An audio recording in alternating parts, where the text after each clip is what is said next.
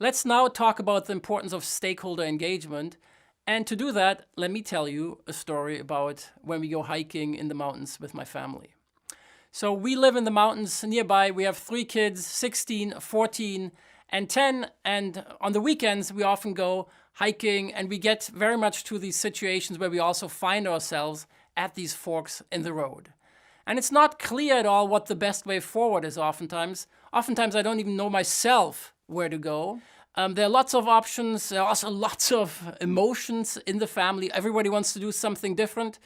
And as they're growing up, I can't just call the shots anymore. I need to get them engaged. I need to get their support so we can get moving. And when I actually don't manage that well, we end up having long discussions at these forks in the road. And the default oftentimes is actually to take the easy road straight back to the parking lot instead of going up to the mountain and actually enjoying the beautiful views over Lake Geneva. So that's a little bit the challenge when it comes to engaging with stakeholders. And more generally, if we abstract out of that specific story, as humans, we face a number of limitations that may prevent us from finding effective solutions to our challenges. First of all, we have limited processing capabilities, which means that we can't solve complex problems in our heads. There are just too many moving parts, and while I'm trying to remember everything, I can't see how things actually interrelate with one another. Secondly, we also have lots of biases. We are overconfident, we jump to conclusions, we are anchored by our previous experiences, and as a result of all of these and other biases, we behave in irrational ways, which then leads us to take bad decisions.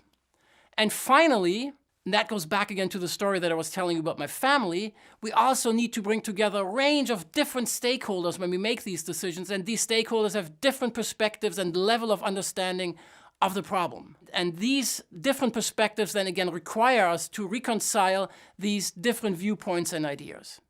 Concretely, when you think about engaging, it's useful to think of 3 levels of engagement and 3 types of stakeholders that you need to engage with.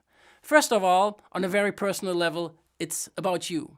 And it's about figuring out what you need to do your best thinking. Secondly, on the team level, those are the people who are co-solving the problem with you and deciding on the solution.